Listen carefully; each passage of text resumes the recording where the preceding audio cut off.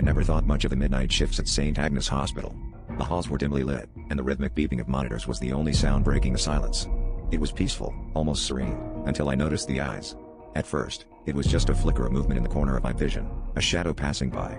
But then, it started happening more frequently, always just beyond the reach of the light, like something was lurking in the darkness, watching.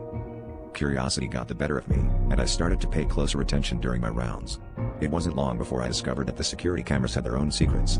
Reviewing the footage revealed nothing unusual at first, just the empty hallways and the occasional nurse or doctor passing through. But then, there it was, a shadowy figure, always just behind the last frame before the camera panned. It was as if it knew exactly where the blind spots were.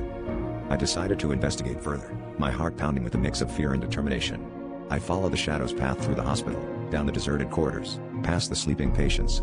Each step I took felt heavier, as if the air itself was thickening around me. I reached the old, unused wing of the hospital, a place that was supposed to be locked and forgotten. Yet, the door creaked open as if inviting me in, and there it was, a room filled with dusty old monitors displaying every corner of the hospital, including the blind spots. The figure was there, seated in front of the monitors, watching intently. I realized with horror that the patients weren't the only ones being observed. The figure turned, revealing a face that was both familiar and grotesquely unfamiliar, like a twisted version of myself. As it smiled, the lights flickered violently, and in that brief darkness, it vanished. But now, every night, I feel its presence, knowing that somewhere in the labyrinthine halls of St. Agnes, it's still watching, not just the patients, but me.